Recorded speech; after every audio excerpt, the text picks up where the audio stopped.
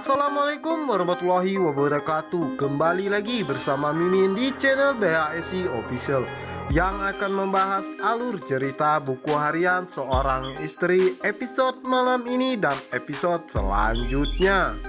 Namun sebelum lanjut, Mimin menyarankan untuk menonton video ini sampai selesai agar tidak terjadi kesalahpahaman di antara kita ya guys. Episode kali ini terlihat Pajar datang ke perusahaan Buana Corp karena ada satu surat yang harus ditandatangani oleh Dewa. Di saat itu juga karyawan Buana Corp mengatakan bahwa Dewa sedang meeting bersama dengan Nana. Pajar pun bertanya-tanya apakah mereka meeting berdua saja atau dengan yang lainnya. Di saat itulah Bu Para datang menemui Pajar dan mengatakan bahwa untuk tidak menemui Lia lagi karena Lia sekarang sudah nyaman bekerja berdua dengan Dewa. Bahkan mereka sepertinya telah saling membuka hati. Pajar pun mengatakan, apa maksud Bu Para mengatakan seperti itu? Apakah Bu Para ingin memanasin saya atau mengkompori saya? Tujuan saya ke sini adalah bertemu dengan Dewa karena ada urusan pekerjaan, bukannya ingin bertemu dengan Koko. Bu Para pun mengatakan, jadi kamu merasa panas, sakit hati. Baguslah kalau begitu, lebih baik dari sekarang kamu sakit hati daripada nanti saat kamu ditinggalkan Lia. Dan saat ini Dewa dan Cornelia sedang meeting berduaan saja karena Dewa tidak ingin karyawan lain membantunya. Seperti itulah Dewa, dengan cara apapun kalau dia ingin mendapatkan seorang perempuan yang ditaksirnya. Pajar pun mengatakan, selama ini saya menghormati Bu Para karena Bu Para teman baik Bu Saras. Jadi kalau Bu Para tidak bersikap baik di depan saya tidak akan tinggal dia. Jadi kamu mengancam saya. Dan Pajar pun mengatakan, ingat saya pernah menjebloskan Bu Para ke dalam penjara dan saya bisa melakukannya lagi. Dan ketika hal itu terjadi, walaupun Koko menangis di depan saya, tidak akan pernah saya melepaskan Bu Para lagi karena saya sudah punya semua bukti kejahatan Bu Para. Dan di saat itulah Bu Para sangat terkejut karena Pajar mempunyai video percakapannya dengan Tony. Bu Para pun mengetahui kalau itu video CCTV yang ada di rumahnya. Di sisi lainnya terlihat Dewa dan Cornelia sangat sibuk mengurus semua berkas-berkas untuk meeting besok. Di saat itu Dewa mengatakan ada salah satu berkas yang salah.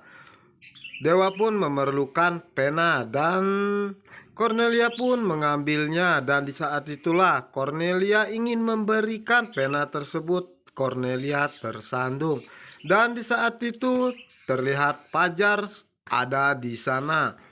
Dan Dewa pun menjelaskan itu tidak seperti yang kamu lihat. Cornelia pun mengatakan bahwa tadi dia mengambil pena dan saat ingin memberikannya ke Dewa kakinya tersandung. Pajar pun mengatakan, iya aku tahu kok. Pajar pun pamit untuk pulang ke kantornya. Dan di saat itulah Cornelia meminta izin kepada Dewa untuk menjelaskan apa yang tadi terjadi karena takut Pajar bersangka buruk. Setelah itu Cornelia pun segera pergi untuk menemui Pajar dan akan memberikan baju Koko yang telah dia beli tadi untuk persiapan pengajian nanti malam. Sesampainya Pajar di kantor, karyawannya pun mengatakan bahwa ada yang menunggunya di ruang meeting. Di saat Fajar masuk ke ruang meeting, Cornelia pun datang. Dan karyawannya pun mengatakan bahwa Fajar sedang ada meeting penting. Dan Cornelia pun mengatakan akan menunggunya di ruangan kerja Pak Fajar. Dan di saat Cornelia ada di ruangan kerja Fajar, Cornelia sepertinya merasa ada bau-bau yang tidak sedap. Dan Cornelia pun mengeceknya, dan sepertinya itu berasal dari sebuah kotak. Lalu Cornelia pun mengambilnya dan membukanya. Dan di saat itulah Cornelia sangat terkejut. Kan ini sama seperti ikan busuk yang Mama terima tadi. Dan di sanalah Cornelia mencari bukti-bukti lain.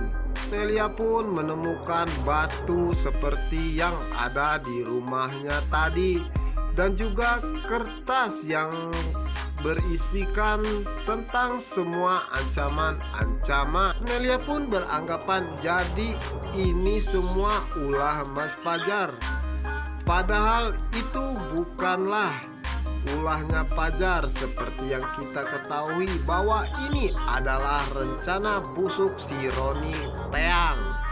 Dan di saat Cornelia bertanya-tanya apakah benar Fajar yang melakukan semua ini, Fajar pun datang dan Fajar pun sangat terkejut karena didapatinya ada Cornelia di sana. Cornelia pun segera menanyakan apa ini semua. Jadi Mas Fajar yang sudah meneror Bu Farah dan juga Mama.